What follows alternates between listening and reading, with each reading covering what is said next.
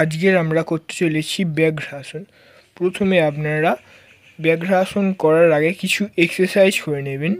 First exercise, প্রথমে আপনারা পায়ের গ্যাপ নিয়ে দাঁড়াবেন এবং দুটি হাত কোমরে রেখে ডান দিকে 10 বার ও বাম দিকে 10 বার হিপ রোলিং করে নেবেন।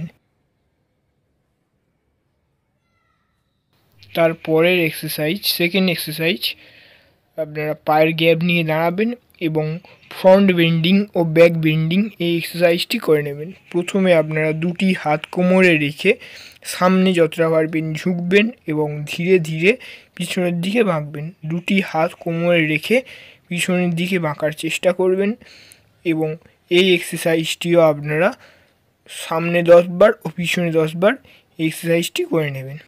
তারপরে এবারে আমরা করব চক্রাসন।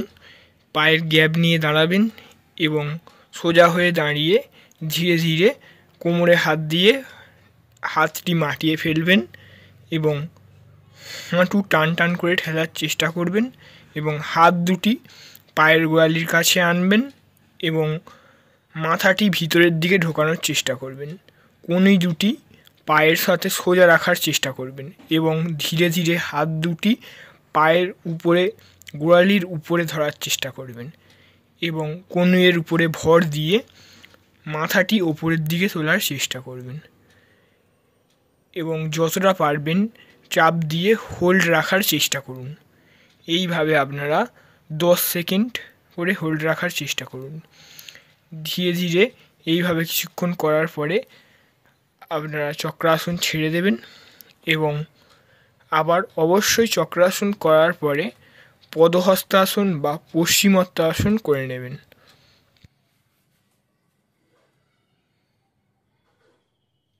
চক্রাসনে হাত রেখে কিছুদিন প্র্যাকটিস করার পরে এবারে আমরা করব ব্যাঘ্রাসন। প্রথমে আপনারা অবশ্যই ব্যাঘ্রাসন করার সময় কারোর হেল্প নেবেন বা দেওয়ালের ধারে গিয়ে হাত দুটি দেওয়াল থেকে কিছু ডিস্ট্যান্সে সরিয়ে রাখবেন এবং পা দিয়ে ঠেলে একটি পা সামনের দিকে রাখবেন ও একটি পা দিয়ে ঠেলে দেওয়ালে টাচ করে হোল্ড রাখা প্র্যাকটিস করতে পারেন এবং ধীরে ধীরে ব্যালেন্স আনতে পারেন এবং এইভাবে আপনারা তারপরে কারোর হেল্প ছাড়াই ধীরে ধীরে ফাঁকা জায়গায় করার চেষ্টা করবেন।